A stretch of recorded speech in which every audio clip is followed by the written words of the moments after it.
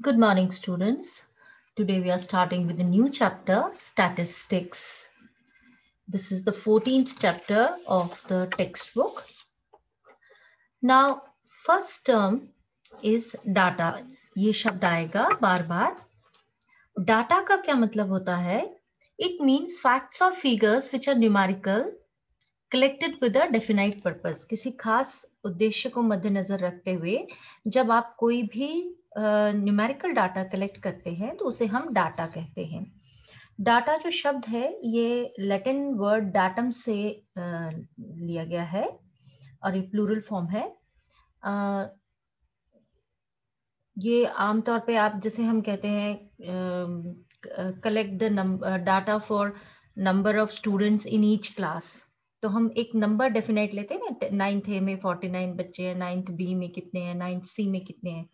तो इस तरह जो न्यूमेरिकल नंबर फॉर्म में जो भी हम इंफॉर्मेशन लेते हैं that is called data. Now what is statistics? देखिए स्टैटिस्टिक्स बेसिकली आगे चल के, अभी तो आप एक चैप्टर पढ़ रहे हैं, आगे चल के आप देखेंगे ये मैथमेटिक्स की एक कंप्लीट ब्रांच है. तो स्टैटिस्टिक्स सिंगुलर फॉर्म में भी यूज होता है और प्लूरल सेंस में भी होता है.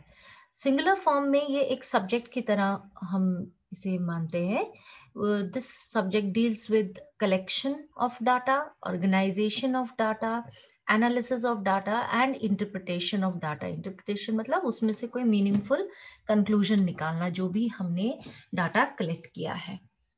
और प्लूरल सेंस में स्टैटिस्टिक्स मींस न्यूमेरिकल डाटा. जैसे अभी हमने बोला कि number of students in each class, collect the data, हम इसमें कलेक्ट द स्टैटिस्टिक्स भी कह सकते हैं. Collect the statistics of the number of students in each class of your school. Now there are two types of data, primary and secondary. Primary data means when the information collected by the investigator with a definite objective in mind.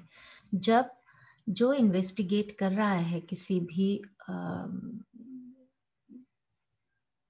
Project में, तो जो उसे information चाहिए वो खुद collect करी जाए, then it is called primary data. क्योंकि उस व्यक्ति को, इन्वेस्टिगेटर को अपना ऑब्जेक्टिव पता होता है, तो उसी ऑब्जेक्टिव को ध्यान में रखते हुए जब वो खुद इंफॉर्मेशन कलेक्ट करे तो then it is called primary data. And secondary data means जब इंफॉर्मेशन जो गैदर करी जा रही है वो किसी सोर्स से हम ले लेते हैं जहां पे ऑलरेडी वो इंफॉर्मेशन स्टोर्ड है, then it is called secondary data. I hope you can very well distinguish between the primary and secondary data. And on this basis, now you can attempt your exercise 14.1.